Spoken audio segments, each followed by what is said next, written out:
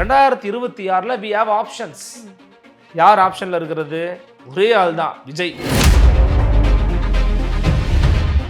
தமிழ்நாட்டின் மூளை முடுக்கெங்கும் ஒவ்வொரு தொகுதியிலையும் 10,000 ஓட்டு இருக்கு. விசிகாவுக்கு ஒவ்வொரு தொகுதியிலும் 10,000 ஓட்டு இருக்கு. 100 விழுக்காடு உங்க ஓட்டு விழுதுனா 25 விழுக்காடு எங்க ஓட்டு அப்படின்னு பதிவு பண்றாரு டாக்டர் தொல் திருமாவளவன். அப்ப அவருடைய எதிர்பார்ப்பு என்ன? எனக்கும் ஆட்சி அதிகாரத்தில் பங்கு கொடு. எனக்கு தேவை என்ன? கூட்டத்தில் வந்து நிற்கணும், ஓட்டு வாங்கணும், எம்எல்ஏ போய்கிட்டே இருக்கிறாங்க. எண்ணி எழுதி வச்சுக்கோங்க. ஒரு கட்சி வெளில வந்தா கூட இந்த சீட்டு கட்டுகள் அடுக்கப்பட்ட கோபுரத்திலிருந்து ஒரு சீட்டு வரும்னு என்ன ஆகும்? மொத்தமும் கோபுரம் சரிஞ்சு விழும். பார்த்தீங்களா? அப்படி சரிந்து விழும் திமுக.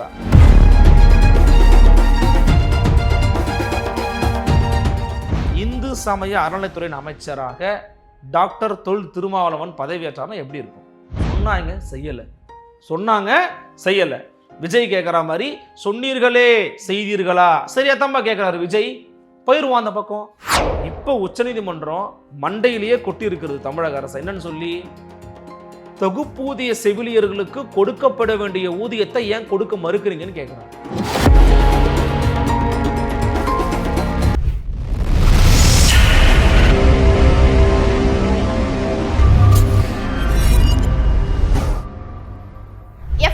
நேயர்களுக்கு வணக்கம். இன்னைக்கு நம்ம கூட ஊடகவியலாளர் அருள்மொழிவர்மன் சார் இருக்கிற அவர் கூட பேசுவோம். வணக்கம் சார்.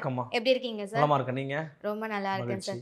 சார், நேத்து வந்துட்டு மூக அழகிரி அவர் வந்து கூட்டணிக்குள்ள பிரச்சனைகள் வர மாதிரி பேசியிருக்காரு. எல்லாரும் கேட்குற ஒரு விஷயம் என்னன்னா, இவரா பேசியிருப்பாரா இந்த விஷயத்த, இல்லை யாராவது சொல்லி இல்லை பின்னாடி யாராவது இருந்து பேசியிருப்பாரா அப்படின்ற மாதிரி கேட்டுட்டு இருக்காங்க. உங்களோட கருத்து சார்? கே.எஸ். அழகிரி வந்து ஒரு மூத்த காங்கிரஸ் கட்சியின் தலைவர், முன்னாள் தலைவராக இருந்தவரும் கூட. அவருடைய ப்ரெஸ் மீட் வந்து பார்த்தீங்கன்னா ஒரு குறிப்பிட்ட சில விவகாரங்களை உணர்த்துகிறது. ஏன்னா எப்போதுமே பொதுவாக இன்னைக்கு இருக்கிற தமிழ்நாட்டினுடைய ஊடகங்கள் வந்து பார்த்தீங்கன்னா எதிர்கட்சியோட கூட்டணி பிரம்மாண்டமாக இருக்குதான்னு கேட்டிங்கன்னா இல்லை. ஒரு மெகா அலையன்ஸ்ன்னு நம்ம சொல்லிட முடியாது. ஏன்னா எடப்பாடி பழனிசாமி மெகா அலையன்ஸை உருவாக்க போகிறேன்னு சொல்லியிருக்கிறாரு.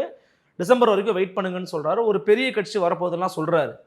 அவங்க எதுவும் அது பெருசாக சொல்லலாம். ஆனால் அந்த கூட்டணி கட்சிகளுக்குள்ள குழப்பம், அங்கே ஒருத்தர் பிரச்சனை பண்ணுறாரு, பூதாகரமாக இருக்குது, அக்கப்போராக இருக்குதுன்னு தொடர்ச்சியாக எல்லா ஊடகங்களும் பேசுகிறாங்க.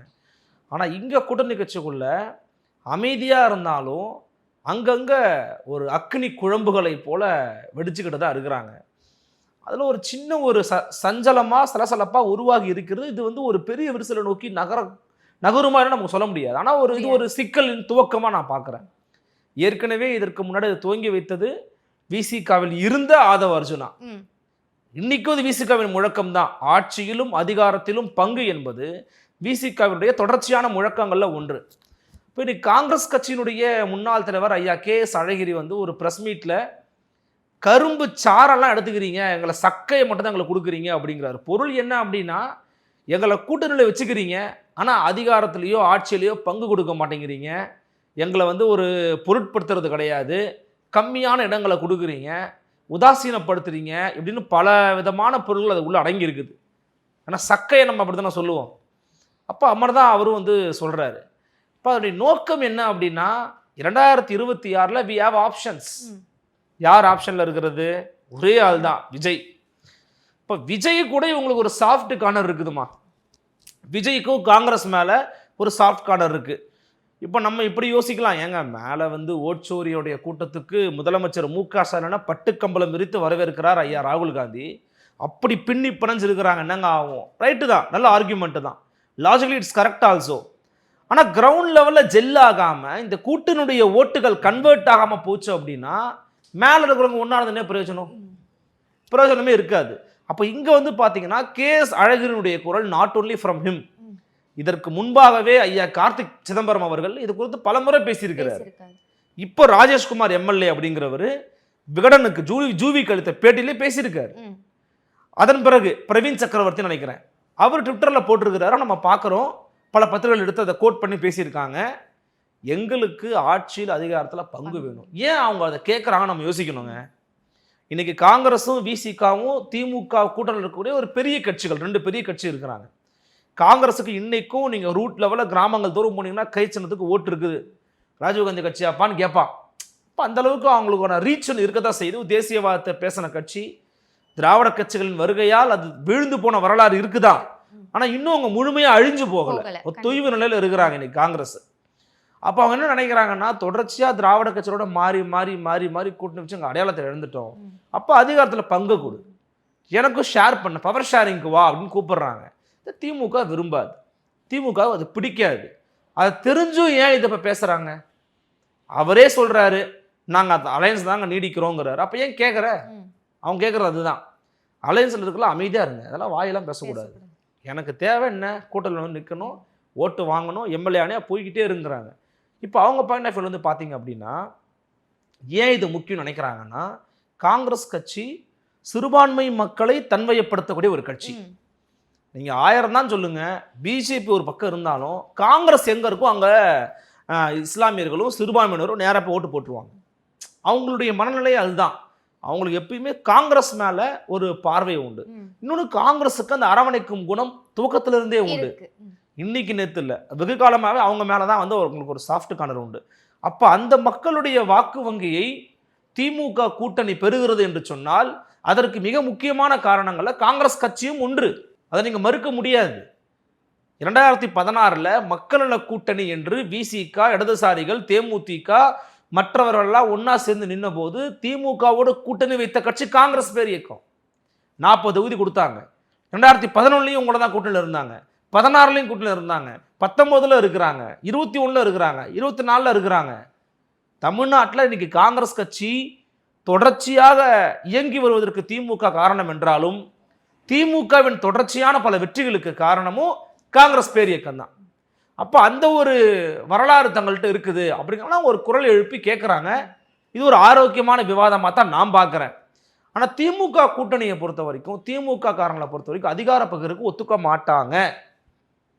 அதனால் அவங்க ரொம்ப ஸ்டாண்டாக இருக்கிறாங்க. ஏங்க, நான் கட்சியை போட்டு கட்சியை வளர்ப்பேன், கஷ்டப்பட்டு கட்சியை வளர்ப்பேன், காங்கிரஸ் வந்து வருவாங்க, ஜோதிமணிக்கு ஓட்டு இருக்காது, மற்றவங்களுக்கு ஓட்டு இருக்காது, செல்லக்குமாருக்கு ஓட்டு இருக்காது, அப்புறம் வந்து அழகிரிக்கு ஓட்டு இருக்காது, திருநாவுக்கரசு ஓட்டு இருக்காது, நாங்கள் திமுக காரங்களாம் சேர்ந்து ஓட்டை தூக்கி போய் போடுவோம், அவங்கள எம்எல்ஏ ஆக்கி அமைச்சராக்கி அழகு பார்ப்பீங்களா அப்படிங்கிற ஒரு தார்மீக கோபம் அவன்கிட்ட இருக்கும்.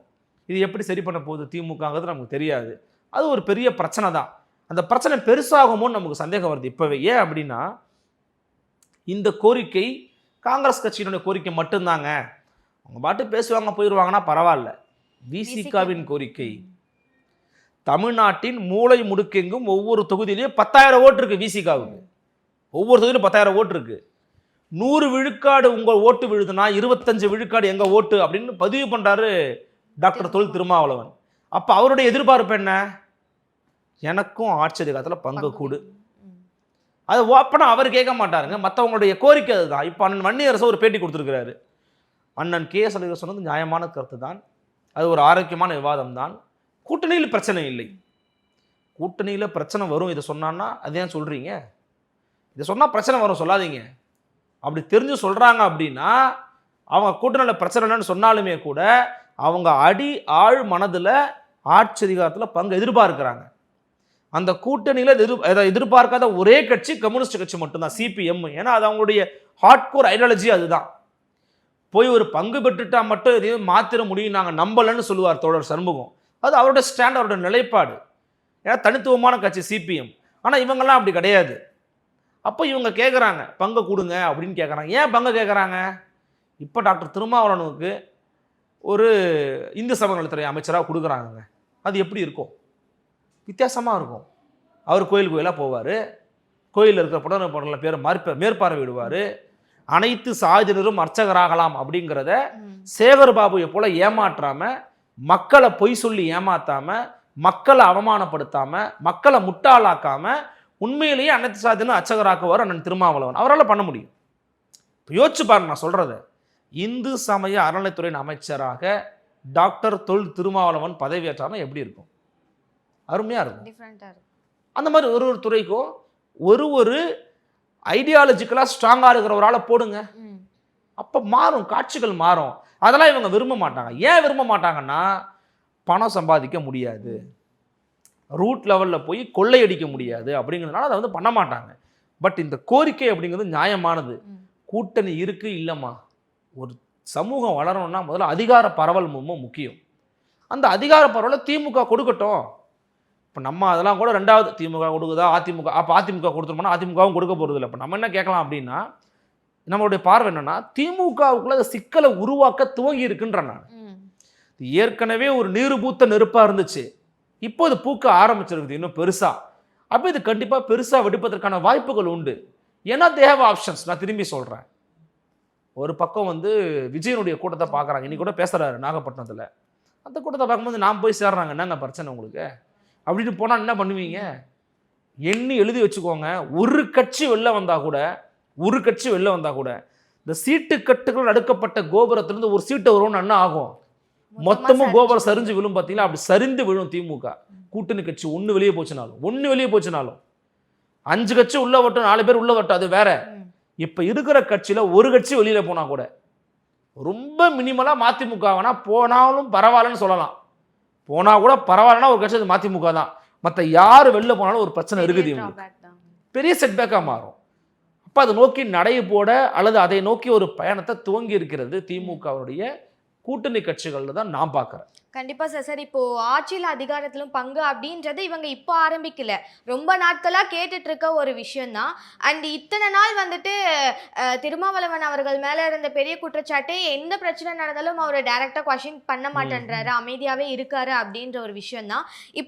இப்போ ஸ்ட்ராங்கா எங்களுக்கு இது வேணும் அப்படின்ற ஒரு விஷயத்த வந்துட்டு முன்னெடுத்து வச்சிருக்காங்க. அண்ட் நீங்க சொல்ற மாதிரி டிஎம்கேல வந்துட்டு ஒரு விரிசல் உண்டாயிருச்சு அப்படின்னாலும் இதுக்கப்புறம் அவங்களோட அந்த டிபெண்ட் மைண்ட்ல இருந்து மாறதுக்கு ஏதாச்சும் சான்சஸ் இருக்கா சார்? நல்ல கேள்வி இது. இப்போ அடிப்படையில் 2 விஷயம் தான் முக்கியம் கட்சிகளுக்கு. தேர்தல் வெற்றி முக்கியம், கட்சி வளர்ச்சி முக்கியம், ரெண்டுமே முக்கியம். இப்போ தேர்தல் வெற்றி தான் முக்கியம் நினச்சிட்டாங்கன்னா கட்சி வளர்ச்சியை காவு கொடுக்கணும். கட்சி வளர்ச்சிக்கும் முக்கியத்துவம் கொடுக்கணும், தேர்தல் வெற்றிக்கும் முக்கியத்துவம் கொடுக்கணும்னு நினச்சாங்கன்னா இதை வலிமையாக பேசுவாங்க. பேசினா கூட்டணி உடையுது, கூட்டணி இதுவாகும்னா இல்லை கட்சி வளர்ச்சி தாங்க எனக்கு முக்கியம், தட் இஸ் செகண்டரிங்க மற்றதெல்லாம்னா, திரும்பி சொல்கிறேன், அவங்களுக்கு விஜயை வந்து ஒரு வாய்ப்பாக பார்ப்பாங்க. விஜயால் எந்த இடத்துல எப்படி வெற்றி பெற முடியும்னு யாருக்கும் தெரியாது. ஆனால் விஜய் பின்ன இருக்கிற கூட்டம் வந்து அவங்கள கொஞ்சம் திசை திருப்ப வைக்கும். கமலஹாசன் வரும்போதும் அவர் சொன்னார், தம்பி திருமாவளவன் இருக்க வேண்டிய இடம் இதுதான் அப்படின்னு பேசினார். கடைசியில் யாரும் வரல, சரத்குமார் தான் வந்தார், சீட்டெல்லாம் கொடுத்தாரு. பார்த்தா சீட்டு நிற்க ஆள் இல்லை, திருப்பி கொடுத்துட்டாரு அவர் சரத்குமார். இப்போ அந்த மாதிரி விஜய் அவங்க பார்க்கல. இப்போ விஜய் மேலே ஒரு சாஃப்ட் கார்னர் திருமாவுக்கும் இருக்குது, மற்றவர்களுக்கும் இருக்குது. அப்போ சாஃப்ட் கார்னரை எப்படி பயன்படுத்த போகிறாங்க, அதை தான் ஒரு ட்ரம்ப் கார்டை யூஸ் பண்ண போகிறாங்க திமுக கிட்ட. கொடுக்குறியா இல்லையா, நான் போயிடுவா, இப்படி பேசினா அதுக்கு திமுக ரியாக்ட் பண்ணணும்னு நமக்கு தெரியல. இன்றைக்கி இருக்கிற திமுகவோட நிலைமையை பொறுத்த வரைக்கும் நீங்கள் சொல்கிற மாதிரி கட்சி வளர்ச்சி தான் முக்கியம்னு விசிகாவும் காங்கிரஸும் நினைக்க வேண்டிய கட்டாயத்துக்கு வந்துட்டாங்க. ஏன் வந்தாங்கன்னு நீங்கள் யோசிச்சு பார்க்கணும். நீங்கள் சொன்ன மாதிரி பல பிரச்சனைகள், சாதி ஆணவ படுகொலை நடக்கிறது, தனிச்சட்டம் இயற்றலை, தொடர்ச்சியாக வன்கொடுமைகளுக்கு மாணவர்கள், அப்புறம் பாலியல் வன்கொடுமை நடக்கிறது, அதுக்கப்புறம் பார்த்திங்கன்னா குழந்தைகளுக்கு எதிரான வன்கொடுமை நடக்கிறது, பல தொழில்கள் பிரச்சனை நடக்கிறது. இதுக்கெல்லாம் தீர்வு கொடுத்தாங்களா? கொடுக்கல. இப்போ உச்சநீதிமன்றம் மண்டையிலேயே கொட்டி இருக்கிறது தமிழக அரசு. என்னன்னு சொல்லி, தொகுப்பூதிய செவிலியர்களுக்கு கொடுக்கப்பட வேண்டிய ஊதியத்தை ஏன் கொடுக்க மறுக்கிறீங்கன்னு கேட்குறாங்க. ஏங்க, இப்போ நீங்கள் வந்து ஒரு பெர்மனன்ட் நர்ஸுமா, இப்போ நானும் எக்ஸாம் எழுத தான் வந்திருக்கேன், நீங்களும் எக்ஸாம் எழுத தான் வந்திருக்கிறீங்க. உங்களுக்கு 68,000 ரூபாய் சம்பளம். எவ்வளோ? 68,000 ரூபாய் சம்பளம். நான் சேர்ந்து 10 வருடமாச்சு. என்னை மாத்திரன்னு சொன்ன அரசாங்கம் இன்னும் மாற்றலை, இந்த ஆட்சியும் மாத்திரன்னு சொல்லுச்சு. எனக்கு இப்போ வரைக்கும் சம்பளம் 18,000 ரூபாய். ஆனால் ஒன்று சொல்லவா, நீங்கள் என்ன வேலை செய்கிறீங்களோ அதே தான் நானும் செய்கிறேன். நீங்கள் ஒரு பிரசவ வார்டில் இருப்பீங்களா, நானும் பிரசவ வார்டில் இருப்பேன். நீங்கள் ஒரு ஆப்ரேஷன் கூட போகிறீங்களா, நானும் அந்த ஆப்ரேஷன் கூட போகிறேன். உங்களுக்கு ஒரு உயர்ந்த வேலையும் எனக்கு வந்து ரொம்ப கம்மியான வேலையெல்லாம் கிடையாது. எல்லா வேலையும் ஈக்குவலாக பார்க்குற எனக்கு சம வேலைக்கு சம ஊதியம் வழங்க மறுக்கக்கூடிய அரசு எப்படி சமூக நீதி அரசாக இருக்கும், எப்படி சமத்துவ அரசாக இருக்கும், எப்படி சமதர்ம அரசாக இருக்கும்? இருக்க முடியாது. அப்போ நீங்கள் என்ன பண்ணணும், உச்சநீதிமன்றத்துக்கு மேல்முறையீடுக்கு போயிடக்கூடாது. உச்சநீதிமன்றத்துக்கு மேல்முறையீடு போய் இவங்கெல்லாம் தப்பாக கேட்குறாங்க ஏன்னு சொன்னதுக்கு மண்டையிலே கொட்டி இருக்குது. இதான் திராவிட மாடலா? கொடுப்பா, ஒழுங்காக காசை கொடுப்பா அவங்களுக்குன்னு உச்சநீதிமன்றம் சொல்லியிருக்கு. அப்போ இந்த அரசாங்கத்தின் தோல்விகளை தொடர்ச்சியாக சுமந்து கொண்டிருப்பது யாருன்னு பார்த்தீங்கன்னா காங்கிரஸ், விசிகாவும். ஒரு பிரச்சனை வந்துச்சுன்னா களத்தில் போய் நிற்கிற கட்சி விசிகா. இன்னைக்கு நிற்கிறாங்க தான், நான் இல்லைன்னு மறுக்கல. பட் சொல்யூஷன் கிடைக்குதா? இட்ஸ் அதுதான் இம்பார்ட்டன்ட் பார்க்கணும். பாயிண்ட். ம். இப்போ நீங்கள் என்ன பண்ணுறீங்கன்னா, தூய்மை பணியாளர் பிரச்சனைக்கு நீங்கள் அண்ணன் திருமாவளவன் களத்துக்கு போகிறாரு. ஆணவ படுகொலை விவகாரமா களத்துக்கு போகிறாரு. எல்லாம் ரைட்டு தான். ஆனால் என்ன பண்ணுறாரு? அவரால் என்ன முடியுது? இப்போ வேற ஒரு பாயிண்ட் ஆஃப் வியூ வைக்கிறாங்க. அவர் டைல்யூட் பண்ணதுக்கு தாங்க போகிறாரு.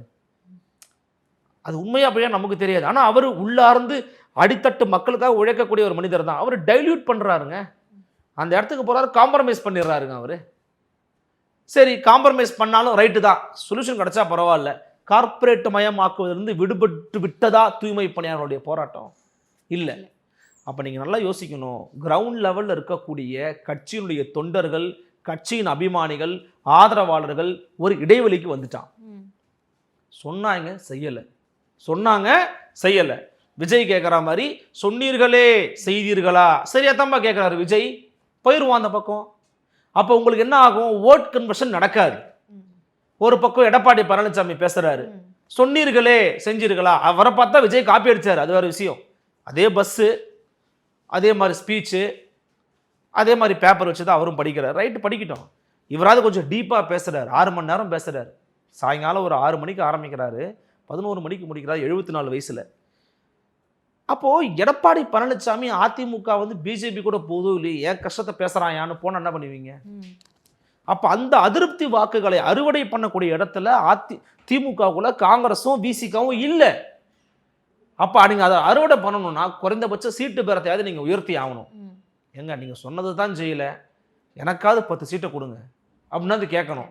எப்பா சீட்டு வாங்கியிருக்கோம்பா அண்ணன், 10 இடத்த ஜெயிச்ச பிறகு பண்ணித்தரமானா காம்ப்ரமைஸ் பண்ணலாம். அதுக்கும் இடமில்லை என்றால் இந்த கூட்டணி நீடிப்பதே கடினம். நீடிப்பதே கடினம், ஓப்பனாக சொல்கிறேன். எல்லாரும் ஒன்றும் தன்னையே இழந்துட்டு நீங்கள் சரி, நான் என்ன கேட்குறேன், இவங்க எல்லாருக்கும் பிஜேபி தானே ஒழிக்கணும், சீட்டே வாங்காதீங்க.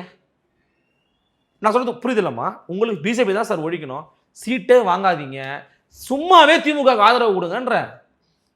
உங்கள் நோக்கம் புனிதமானது என்றால், உங்கள் நோக்கம் உன்னதமானது என்றால், காங்கிரஸும் விசிகாவும் ஒத்த சீட்டு கூட வாங்காம we are openly supporting DMK. சீட்டே வாங்க தேவையில்ல. பண்ணுவாரா அவரு? முடியாதுல்ல. உங்களை நம்பி ஒரு மக்கள் இருக்காங்கல்ல, அவனுக்கு அதிகாரம் வந்தால் தானே செய்ய முடியும், நீங்களே சொல்றீங்க. அப்போ சண்டை தான் போட்டாகணும். நான் சண்டையே போட மாட்டேன்னா ஓட் கன்வர்ஷன் நடக்காதுமா, அப்படியே அதிமுகவுக்கு போயிருமா? எடப்பாடி பழனிசாமி சொல்லிட்டாரு, இது கொள்கை கூட்டணிலாம் கிடையாது, அவரே சொல்றாரு. ஏன்னா கொள்கை வேற, பிஜேபி கொள்கை வேற, நான் வேற, அவங்க வேற. எங்கள்ட்ட ஒரு இடத்துல தான் நாங்கள் புள்ளியில் இணையறோம். எந்த புள்ளியில் இணையறோம்? திமுக தோக்கடிக்கணும். ஓகே ஃபைன், வாங்க தோக்கடிப்போம்னு கூப்பிடுறாரு. விஜய் கூட கூப்பிடுறாரு, கூப்பிட்டு இருக்கிறாருன்னு சொல்கிறாங்க. சீமானையும் கூப்பிட்றாருன்னு சொல்கிறாங்க. நமக்கு தெரியாது. பட் எதுக்காக அதை சொல்ல வரேன்னா, இந்த ஓட் கன்வர்ஷன் நடக்காது, இப்போவே நடக்காது தான், ஏற்கனவே நடக்க போகிறது இல்லை. அதனால தான் இப்போ இந்த கூட்டணிக்குள்ளே இருக்கக்கூடிய எழுச்சி கொள்கை எழுகிறது. இதற்கு பதில் அளிக்கவில்லை என்றால் கூட்டணி விரிசல் பெரிதாவதை தவிர்க்கவே முடியாது. கண்டிப்பா சார், நீங்க சொன்ன மாதிரி இப்போ டிஎம்கே வந்துட்டு உச்சநீதிமன்றத்துல மேல்முறையீடு போட்டிருக்காங்க. இது முழுக்க முழுக்க நீதிக்கு முரணானதா இருக்கு சார். அந்த ஒரு விஷயம் டிஎம்கேக்கு தெரியாதா சார்? ஏன்னா இந்த மாதிரி ஒரு விஷயம் பண்ணா அது நமக்கு வந்துட்டு பேக் ஃபயர் ஆகும் அப்படின்ற ஒரு விஷயம் தெரியாதா? இல்லை, நிறைய வழக்குகளை ஜெயிச்சிருக்காங்க, சில தோத்துருக்குறாங்க. இதற்கு முன்னாடி இந்த மாதிரி தான் வந்து ஒரு பிள்ளையுடைய இந்த அண்ணா நகர் சிறுமி வழக்குக்காக உச்சநீதிமன்றத்துக்கு போனாங்க. மண்டையிலேயே தட்டி எஸ்ஐடி அமைச்சாங்க நீதிமன்றம். இப்போ இதே மாதிரி திருப்பி போயிருக்கிறாங்க. ஏங்க, உயர் நீதிமன்றத்துக்கு முதல்ல அந்த வழக்கு போச்சுமா? உயர்நீதிமன்றம் என்ன சொன்னாங்க அப்படின்னா, அவங்க ஒரு தனியாக ஒரு குழு அமைச்சு உண்மையிலேயே இந்த பெர்மனண்ட்டான நர்ஸும் டெம்பரவரி நர்ஸும் தொகுப்பூதிய நர்ஸும் என்ன வேலை பார்க்குறாங்கன்னு ஆய்வு பண்ணி, அந்த ஆய்வுக்கு ஒரு நேரத்தை எடுத்துக்கிட்டு அந்த ரிப்போர்ட்டை ஜஸ்டிஸ் சப்மிட் பண்ணாங்க ஹைகோர்ட்டில். என்னங்க 2 பேரும் ஒன்றா தாங்க வேலை பார்க்குறாங்க, யாரங்க ஏமாத்துறீங்க, துட்டை கொடுங்க ஒழுங்காக, அவங்களுக்கு ஊதியத்தை ஒழுங்காக கொடுங்கன்னு சொன்னாங்க. அதை ஏற்றுக்க முடியாமல் நீங்கள் உச்சநீதிமன்றம் போயிருக்கீங்க. நீங்கள் இது ஒரு அவலமான, சட்டத்துக்கு புறமா அவங்க பண்ணலை, சட்ட மீறல் அல்ல, சட்டத்தில் இருக்கிறத பயன்படுத்துறீங்க. ஆனால் எதுக்கு நீங்கள் எப்படி கேட்கலாம்னா, இது அறம் சார்ந்த மேல்முறையீடா? எத்திக்ஸ் இருக்கா உங்கள்கிட்ட? கொரோனா காலகட்டத்தில் உழைச்சது யாரு? நீங்களா? உழைச்சதெல்லாம் அந்த செவிலியர்கள் தான் உழைச்சாங்க. இப்போ அவங்களுடைய வயிற்றுலேயே அடிக்கிறதுங்கிறது மகா பாவம். பாவம் புண்ணியெல்லாம் அவங்க நம்ப மாட்டாங்க, நானும் நம்ப மாட்டேன். பொதுவாக மக்கள் மொழியில் சொல்கிறேன், இதுக்கெல்லாம் அனுபவிப்பீங்க அப்படின்னு அவங்க பழிச்சாலும் பழிப்பாங்க. 10 வருஷத்துக்கு மேலே 18,000 ரூபாய் சம்பளத்துக்கு ஒருத்தன் வேலை பார்க்குறான்னா அவன் குடும்பத்தை ரிஸ்க் வச்சு, அவன் உயிரை ரிஸ்க் வச்சு, வருமானத்தை ரிஸ்க் வச்சு, எத்தனை பெண்கள் தான் அதிகமாக நர்ஸாக இருப்பாங்க. அவங்களோட திருமண வாழ்க்கை என்ன ஆகும்? 25 வயசுல ஒரு பிள்ளை வேலைக்கு வந்ததுன்னா இன்னைக்கு 10 வருஷம் 35 வயசு ஆயிருக்கும். அவங்களுக்கு குழந்தை பிறந்திருக்கும். அதை எப்படி சமாளிப்பாங்க? குடும்பத்தை எப்படி நடத்துவாங்க? இவ்வளோ ரிஸ்க் எடுத்து இவ்வளோ நோயாளி சந்திக்கணுன்ற தலையெழுத்து அவங்களுக்கு என்ன இருக்குது? பட் பண்ணுறாங்க. It's service sector. சேவை மனப்பான்மை இருக்கிறாங்க. அவங்கள நடத்துகிற லட்சணமா இது? திமுக உணரணும். சார், எலெக்ஷன் கமிஷன் வந்துட்டு ஒரு சில கட்சிகளோட ரிஜிஸ்ட்ரேஷனை கேன்சல் பண்ணியிருக்காங்க சார். காரணம் என்ன சார்? ஏன்னா எலெக்ஷனுக்கு இன்னும் கொஞ்சம் மாதங்கள் தான் இருக்கிற நேரத்தில் இந்த மாதிரி ஒரு டிசிஷன் அப்படின்றது எப்படி சார் பார்க்க? இல்லை, இது எலெக்ஷன் கமிஷனுக்கு உள்நோக்கம் கற்பிப்பதெல்லாம் முட்டாள்தனமானது. ஏற்கனவே எலெக்ஷன் கமிஷன் தொடர்ச்சியாக சொல்லிக்கிட்டு இருக்காங்க. இந்த டம்மியாக கட்சி ஆரம்பிச்சுட்டு தண்டத்துக்கு நடத்திக்கிட்டு ஊரை ஏமாற்றிக்கிட்டு பிளாக் மணிக்காக பார்ட்டி நடத்துறது, அதுக்கு ஒரு பார்ட்டி ஆஃபீஸை போகிறது, 4 பேர் சும்மா பேருக்கு உட்கார வைக்கிறது, இதெல்லாம் பண்ணக்கூடாதுன்னு சொல்லியிருக்கிறாங்க. இப்போ ரொம்ப சிவியர் ஆக்ஷன் எடுத்துருக்கிறாங்க. இதில் ஒரு நீட்டான ஆக்ஷன் தான் இது. இதை நான் இது சமூக நீதிக்கு எதிரானது அப்படிலாம் சொல்ல முடியல. இன்னும் கொஞ்சம் டிஸ்கஷனை நம்ம கொஞ்சம் லென்த்தி ஆக்கணும்னா மேபி நான் இன்னும் கொஞ்சம் நிறைய படிக்கலாம். பட் நீங்கள் உடனடியாக கேட்டதுனால இந்த செய்தியை வச்சு நான் சொல்கிறேன். கொங்கு நாடு மக்கள் தேசிய கட்சி, மனிதநேய மக்கள் கட்சி, தமிழ்நாடு ஜனநாயக கட்சி, ஐ திங்க் ஸோ, நம்ம தமிழ்மன் அன்சாரி தோழருது, அவருடைய கட்சி, இன்னும் சில கட்சிகள், நம்ம ஒருத்தர் இருக்கிறார், அவர் ஒரு நாடார் சமூகத்தினுடைய தலைவராக தனபால்னு ஒருத்தர், அவர் ஒரு கட்சி வச்சுருக்காரு, பெருந்தலைவர் மக்கள் கட்சி. இந்த கட்சிலாம் பார்த்தீங்கன்னா கடந்த ஒரு 10 ஆண்டுகளில் அதிமுக திமுக அதிமுக திமுக அதிமுக திமுக அதிமுக திமுக ரெட்டலை சூரியன் ரெட்டலை சூரியன் ரெட்டலை சூரியன் நின்றுருக்கிறாங்க. எதுக்கு எப்படி வெளியில் இருந்துக்கிட்டு கஷ்டப்பட்டு நிற்கிறீங்க? நீங்கள் கட்சியில் போய் சேர்ந்துருங்கன்றதுக்கான அறிகுறி தான் இது. உங்களால் தனிச்சின்னத்தில் போட்டி போட முடியல, தனிச்சின்னத்தில் போட்டி போட்டு வெற்றி பெற உங்களால் முடியல, இன்னொரு கூட்டணி கட்சி உங்களுக்கு தேவைப்படுகிறது என்றால் எதற்கு நீ கட்சி நடத்துகிறாய் அப்படின்னு அவங்க கேட்குறாங்க. அமைப்பை நடத்திக்க. இப்போ மேற்பதில்னு ஒரு அமைப்பு இருக்குது, அவங்க ரொம்ப நாளாக இயங்கிக்கிட்டு இருக்காங்க, 15 ஆண்டுகளாக இயங்குறாங்க, அவங்க வேலையை அவங்க பார்த்துக்கிட்டு இருக்காங்க. திராவிடர் கழகம் இருக்குது, திராவிட விடுதலை கழகம் இருக்குது, தந்தை பெரியார் திராவிடர் கழகம், அமைப்பு நடத்திக்க, கட்சி நடத்தாது. தேர்தலில் போட்டிடுறதுக்கு எது கட்சி நடத்துறது? போட்டி இல்லாமல் எது கட்சி நடத்துகிறேன்? அதுக்கு ஒரு அக்கௌண்ட்டு காட்டுவேன், கணக்கு காட்டுவேன், வேஸ்ட்டு. இன்னொன்று, எலெக்ஷன் கமிஷன் ஆஃப் இந்தியா பார்ட்டிலேருந்து பாருங்களேன், எத்தனை பேரை பதிவு பண்ணுறது? இந்த லிஸ்ட்டு போட்டிருக்காங்க. நகைச்சுவையாக ஒரு கட்சி, நகைச்சுவையானா எனக்கு நகைச்சுவை இருந்துச்சு, இந்தியன் லவ்வர்ஸ் பார்ட்டி ஒருத்தர் வச்சுருக்காரு, யாருன்னு தெரில, அவர் போய் சந்திக்கணும்னு நான் விருப்பப்படுறேன். இந்தியன் லவ்வர்ஸ் பார்ட்டி யார் சார் நீங்கள், எங்கே இருக்கீங்க? அவர் தான் ரத்து பண்ணிட்டாங்க, பதிவு ரத்து பண்ணிட்டாங்க. இந்த பதிவை ரத்து பண்ணுறது ஒன்றும் அப்படியே ரொம்ப விரோதமான காரியம்லாம் இல்லை, எதுவும் வேலை பார்க்கல, ஸோ ரத்து பண்ணிருக்கிறாங்க. இப்போ என்ன நமக்கு குழப்பமாக இருக்குன்னா, இப்போ மனிதநேய மக்கள் கட்சி இப்போ எம்எல்ஏல வச்சுருக்கிறாங்க, கொங்கு நாடு மக்கள் தேசிய கட்சி ஒரு எம்எல்ஏ வச்சுருக்காங்க, எம்பி கூட வச்சுருக்கிறாங்கன்னு நினைக்கிறேன். இப்போ இவங்கெல்லாம் பார்த்தீங்கன்னா உதயசூரன் நின்னதன் காரணமாகத்தான் அவங்களுக்கு அந்த பதிவு ரத்து பண்ணப்பட்டிருக்கு. இதான் லாஜிக். நீங்கள் கேட்டிங்கன்னா எதுக்கு சார் பண்ணாங்கன்னா, உன் சேதத்தில் நீ நிற்கலை. இதில் ரீசெண்டாக புத்திசாலித்தனமாக பயன்படுத்துறது யார் தெரியுமா? ஆச்சரியமாக இருக்கும் உங்களுக்குலாம். அதுக்காக அவர் கண்ணீர் விட்டார், கதர்னார், போராடினார், பல இழி சொற்களுக்கும் பழிச்சொற்களுக்கும் ஆளானார். மரியாதைக்குரிய ஐயா துரை வைகோ, அவரை பாராட்டணும் அந்த சமயத்தில்.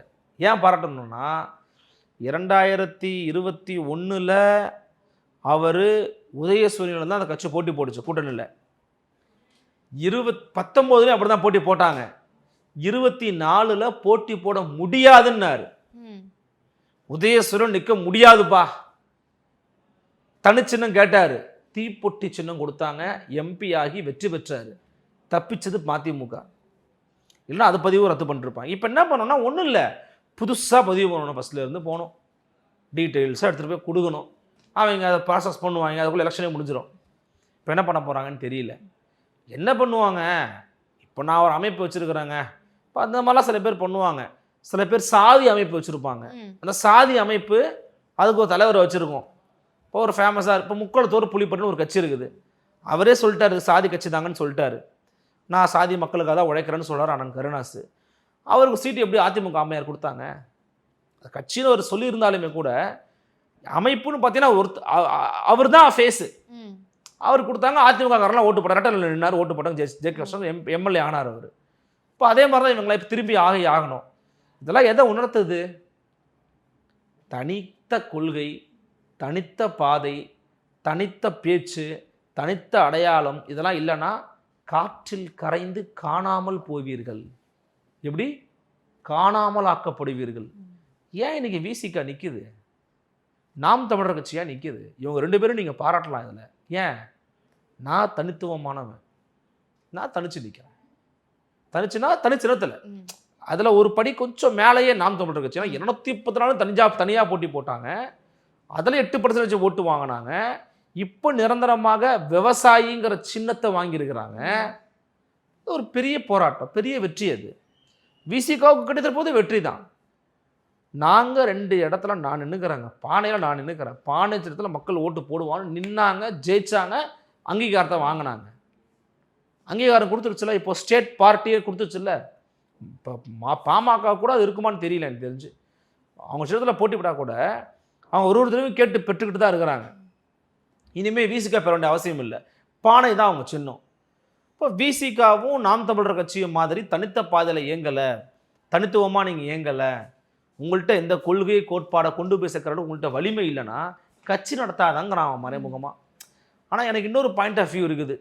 கட்சி நடத்துறதுங்கிறது என் உரிமை, உங்கள் உரிமை. நீங்கள் கட்சி நடத்தலாம். இப்போ எஃப்டி பாலிட்டிக்ஸ் கட்சி நடத்தலாம், நீங்கள் உங்கள் உரிமை. அது கட்சி நடத்துறது தடை போடலை, இது எனக்கு தெரிஞ்சு. அது தடை போட்டுச்சுன்னா அது ரொம்ப தப்பு.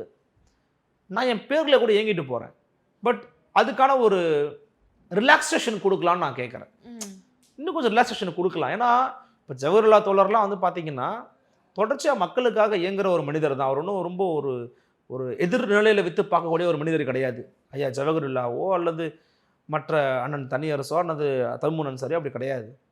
இப்போ மற்றவர்களாக அதை பண்ணாங்கன்னா ஓகே ஃபைன், புரிஞ்சுக்கலாம்.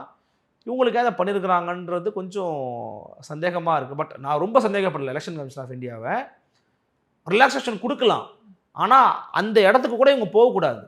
இவங்க தனிச்சு இயங்கணும், தன்னிச்சையாக இயங்கணும், போய் அங்கே பார்கெயின் பண்ணணும். சார் என் சகத்தில் நான் நின்றுக்கிறேன், நான் ஜெயிச்சுக்கிறேன் விடுங்கன்னு சொல்லணும். அந்த தைரியம் இவங்களுக்கு இல்லை, அந்த தன்னம்பிக்கை இவங்களுக்கு இல்லை. இவங்களை அப்படி விடுற தைரியம் திமுகவுக்கு இல்லை. இதான் நடந்திருக்குது இப்போ. கண்டிப்பாக சார். சார் இப்போ ஏடிஎம்கேல இருந்து ஒரு சிலர்லாம் டிஎம்கேக்கு வந்துட்டு போக போகிறாங்க அப்படின்ற மாதிரி டிஸ்கஷன்லாம் போயிட்டுருக்கு சார். இது உண்மைதானா சார்? நிஜமாலுமே அங்கேருந்து பல பேர் அங்கே போக போகிறாங்களா? தெரியல. எனக்கு இப்போ நான் ரீசெண்டாக கேள்விப்பட்டிருக்கு மைத்ரேயன் போனார். மருதுலகராஜ் ரொம்ப நாளாகவே இல்லை, அவர் வந்து தனியாக தான் இருந்தார். ஐயா ஓபிஎஸோடு இருந்தார். இப்போ போய் திமுக ஜாயின் பண்ணியிருக்கிறாரு. அது ஏன்னு தெரியல. தாய் கழகத்தில் இணைஞ்சிருக்குன்னு பேட்டி கொடுத்துருக்கிறார். ஆல்சோ என்ன காரணத்துக்காக நினச்சிருக்காருன்னு நமக்கு தெரியல. ஏன்னா அவர் தாவேக்கா பற்றி நிறைய பேசிகிட்டு இருந்தார். அந்த பக்கம் போவார்னு பார்த்தாங்க, பட் போகலை. பட் நீங்கள் ஒரு கட்டத்துக்கு மேலே தொடர்ச்சியாக அதிமுகவில் தான் அங்கே போயிட்டே இருக்கிறாங்க அப்படிங்கிற செய்தி வந்து யாருக்கு ஆபத்துன்னு நினைக்கிறீங்க? அதிமுகவுக்கா? அதிமுகவுக்கு தான் ஆபத்து. ஏவா வேலு யார்? KKSSR யார்? சேகர் பாபு யார்? முத்துச்சாமி யார்? செந்தில் பாலாஜி யார்? இவங்கெல்லாம் யாருன்னு பார்த்தீங்கன்னா அதிமுகவில் இருந்தவங்க. 5 கட்சி மாறியவர்கள். சில பேர் வேறெல்லாம் சொல்லுவாங்க, அதெல்லாம் சொல்ல மாட்டேன். 5 கட்சி மாறியவர்கள். நிறைய பேருக்கு வந்து திமுகவில் இடம் இருக்குது. அதெல்லாம் கூட விட்டுருங்க. நாம் தமிழர் கட்சியில் ஒரு முக்கியமான பொறுப்பில் இருந்தவர் தான் அண்ணன் மரியாதைக்குரிய வழக்கறிஞர் திரு ராஜீவ்காந்தி. அண்ணன் ராஜீவ்காந்திக்கு இன்றைக்கி பொறுப்பு என்ன கொடுத்துருக்குறாங்க? மாணவர் அணி செயலாளர். அந்த மாணவர் செயலாளர் இருந்தவர் யார் இதுக்கு முன்னாடி? மரியாதைக்குரிய காஞ்சிபுரத்தினுடைய எம்எல்ஏ அண்ணன் சிவிஎம்பி எழிலரசன். சிவிஎம்பி எழிலரசன் பாரம்பரியமாக திமுகவில் இருந்தவரை நீக்கிட்டு நாம் தமிழர் கட்சி, திமுகவை வண்டையாக திட்டக்கூடிய நாம் தமிழர் கட்சியில் இருந்து ஒருத்தரை கூட்டு வந்து அவருக்கு மாணவர் செயலாளர். நான் வந்து நீங்கள் எதுவும் தவறாது எடுத்துக்காதீங்க, அவருக்கு இது பண்ணுறேன்னு. அவர் திறமையானவர், வாத திறமை உள்ளவர். அவர் ஒரு இன்னைக்கு வந்து திராவிட இயக்கத்தினுடைய கொள்கை, அவர் நாம் தமிழர் கட்சியில் இருக்கும்போதே கொஞ்சம் ஒரு ஒரு ஒரு ஒரு ஒரு மாதிரி நல்ல மண்ணுக்கான ஒரு நல்ல ஒரு பாலிட்டிக்ஸ் பேசக்கூடிய ஒரு நல்ல ஸ்பீச் அவர் கொடுப்பார். ஆக்சுவலி அதுதான் வெளிநாடுகளுக்கெல்லாம் அண்ணன் சீமான் அவர்கள் தலைமையிலேயே நிறைய இடத்துக்கு அவர்லாம் போய் பேசியிருக்கிறாரு. ஸோ அந்த இடத்துக்கு அவர் வந்து தகுதியானவர் தான். கட்சிக்குள்ளே என்னவா பார்ப்பாங்கன்னு கேட்குறேன். இப்போ நான் பரந்தாமன் இருக்காங்க, பல ஆண்டு காலமாக கட்சியில் இருக்கிறாரு, உழைக்கிறாரு, எம்எல்ஏவாக இருக்கிறாரு. சேகர் பாபுவுக்கு கொடுக்கக்கூடிய முக்கியத்துவத்தையும் பரந்தாமனை கொடுக்கல. சரி, அவர் வந்து ஒரு ஆர்கனைசருங்க, அவர் அப்படிங்க எப்படிங்க அப்படின்னீங்கன்னா அது எப்படி? நீங்கள் கொடுக்குற முக்கியமான துறை மந்திரிகள்லாம் அவங்க கட்சி ஆளாக இருக்கிறாங்க. ரகுபதி யார்? சட்டத்துறை அமைச்சர். சேகர் பாபு யார்? KKSSR யார்? இப்போ போயிருக்கிற அன்வர் ராஜா கூட ஒரு பதவி கொடுத்துட்டாங்க, இலக்கிய அணியினுடைய ஏதோ செயலாளராக கொடுத்துட்டாங்க. அப்போ கட்சியில் இது அதான் இது கேட்க சொல்கிறேன்னா, யாருக்கு பிரச்சனைனா திமுக தான் பிரச்சனை வரும். அதிமுக பிரச்சனை இல்லை, அதிமுக பார்ப்பாங்க, அப்படியா போயிட்டாங்களாப்பா வேற ஆள் தூக்கி போடுப்பா முடிஞ்சு போச்சு. அவங்க பற்றிலாம் கவலை இல்லை, ரெட்டலை தான் ஓட்டுன்னு அவங்க பாட்டு போயிட்டே இருப்பாங்க. அதனால் செங்கோட்டையன் போய் சேர்றதா கூட செய்தி ஒன்று கேள்விப்பட்டோம், தெரியல அப்படிலாம் அவர் போவார்ன்றதுக்கெலாம் சாத்திய கூட ரொம்ப குறைவுன்னு நினைக்கிறேன், தெரியல. பட் இது இந்த மாதிரி ஒரு நடந்துச்சுன்னா அது வந்து அதிமுகவுக்கு ஒரு பெரிய இழப்பாக இருக்குமான்னு கேட்டிங்கன்னா இழப்பாக இருக்காது. திமுகலேருந்து பிரிஞ்சவங்க அதிமுக வருவாங்க, அதிமுகவில் இருக்கவங்க திமுகவுக்கு போவாங்க, அதிமுக எத்தனை பேர் சேர்ந்தாங்கன்னு செய்தி வெளியே கூட வராது. நாம் தமிழரில் போய் சேர்ந்தவங்க நிறைய பேர் இருக்காங்க. என்டிகேலேருந்து நம்ம தமிழக வாழ்வுரிமை கட்சிக்கு போவாங்க, தமிழக வாழ்வுரிமை கட்சி என்டிகேக்கு வருவாங்க, இப்படி நடந்திருக்குது. இது ரொம்ப சாதாரணமான விஷயம், கட்சி மாறது ஒரு பெரிய விஷயமா நான் கருதலை. சரி, இன்னொரு விஷயம் என்னன்னா, காளியம்மாள் போய் டிவிகேல இணைய போறாங்க அப்படின்ற மாதிரியான செய்திகளும் வந்துட்டு இருக்கு. அது உண்மையா சார்? போய் இணையறதுக்கு வாய்ப்பு இருக்கா? நீங்க சொன்னது தான் எனக்கும் தெரியும், செய்திகளை வந்துகிட்டு இருக்கு. அவங்க இணைவதற்கு வாய்ப்புகள் கொஞ்சம் கூடுதலாக இருக்கிறதா நான் நினைக்கிறேன். ஏன்னா அவங்க ஒரு வாய்ஸ் பேட்டி கொடுத்துருந்தாங்க. அப்போது ஒருத்தர் கேட்குறாரு, பத்திரிகையாளர் கேட்குறாரு, இந்த மாதிரி செய்திகள்லாம் வருதே, இந்த மாதிரி கேட்கும்போது தெரியலையே அப்படிங்கிறாரு அப்படின்னு சொல்கிறாங்க அக்கா காளியம்மாள். அவங்கள பற்றி தான் கேட்குறாங்க, யாரோ மூன்றாவது மனிதரை பற்றி கேட்குற மாதிரி அக்கா பதில் சொன்னாங்க, தெரியலையே அப்படிங்கிறாங்க. பேசிட்டு தான் இருப்பாங்க, அவங்களால அரசியலில் நிற்காமல் இருக்க முடியாது. நிறைய வாய்ப்புகள் திமுக, அதிமுக, தாவேகா 3 பேர் தான் அவங்களோட சாய்ஸ் இருக்குது. அவங்க வந்து பிஜேபி காங்கிரஸ் பக்கம் போக மாட்டாங்க, அரசியல் தெரிஞ்ச ஒரு மனிதர் அவங்க. திமுக போகிறதுக்கான வாய்ப்புகள் குறைவு, மிக கடுமையாக திட்டாங்க. அதிமுகவுக்கு ஓரளவு ஸ்பேஸ் இருக்கும், பட் அங்கே உமனுக்கான அந்த பாலிடிக்ஸ்க்கான ஸ்பேஸ் எவ்வளோ இருக்குன்னு தெரியல. தாவேகா ஒரு பூமில் இருக்கிற ஒரு பார்ட்டி அண்ட் வெளிச்சம் கிடைக்கக்கூடிய ஒரு பார்ட்டி. அப்போது அவங்களுக்கு தாவேகா ஒரு சாய்ஸாக தான் இருக்கும். அது அவங்க நல்ல சாய்ஸாக இருக்குமா இல்லைங்கிறதுனா நம்மளால சொல்ல முடியாது. ஆனால் சேர்ந்த பிறகு அவங்க மிக கடுமையான எதிர்வினைகளை வந்து சந்திக்க நேரிடும். கடுமையான எதிர்வினைனா எப்படி சொல்கிறேன்னா, பொலிட்டிக்கலாக சொல்கிறேன், தப்பாக சொல்லலை, பொலிட்டிக்கலாக விமர்சனங்கள் அவங்களாம் ரொம்ப அதிகமாக வைக்க ஆரம்பிப்பாங்க. அது அவங்க பதில் சொல்லாமல் இருக்கவும் முடியாது, எப்படி பதில் சொல்லுவாங்கன்னு தெரியாது. அவங்களோட நேச்சர் வந்து யாரையும் கூட பரவங்க திட்டி பார்க்குற நேச்சர் அவங்க கிடையாது. என்ன பண்ண போகிறாங்கன்னு தெரியல. பட் ஆனால் அவங்களுக்கு அதிமுக தாவேகா தான் சாய்ஸாக இருக்கும். ஏதாவது ஒரு கட்சி கண்டிப்பாக வந்து போய் சேருவாங்கன்னு தான் நினைக்கிறேன். தனியாக ஒரு அமைப்பாக கட்டி இயங்க முடியுமான்னு தெரியல. அவங்களுக்கு இருக்கிற பொருளாதார வலிமைன்னா நமக்கு தெரியும், அவங்க ரொம்ப அடிமட்டிலிருந்து மேலே வந்திருக்கிறாங்க. எப்படி பண்ண போகிறாங்கன்னு தெரியல. I think so AIADMK or தாவேகால ஜாயின் பண்ணுறதுக்கான வாய்ப்புகள் இருக்கிறதா தகவல்கள் வருது, ஒரு பேச்சுவார்த்தை போயிருக்குது. அப்போது அவங்களுக்குன்னு ஒரு திறமை இருக்குது, அந்த திறமையை வச்சு அவங்க தன்னையும் வளர்த்துப்பாங்க, கட்சியும் வளர்ப்பாங்க தான். பட் டிவிக்கு எப்படிப்பட்ட ஒரு ஸ்பேஸாக இருக்கும்னு தெரியாதுல்ல. இப்போ நான் பார்த்த வரைக்கும் ஒரு கருத்தை சொல்கிறேன், தமிழக வெற்றி கழகத்தில் வந்து ஒரு இணையணும்னு விரும்புகிறவங்களுக்கான அந்த வாய்ப்பு அப்படிங்கிறது பெருசாக ஓப்பன் அப்பாக இல்லை. இன்னொன்று, விஜய் அவர்களை தாண்டிய கவர்ச்சிகரமான பேச்சாற்றலையும் ஒரு ஈர்க்கும் சக்தியும் வச்சிருக்கிறவங்களுக்கு அங்கே ஸ்பேஸ் கிடைக்குமான்னு தெரியல. என் டவுட்டை நான் உங்கள்கிட்ட சொல்கிறேன்.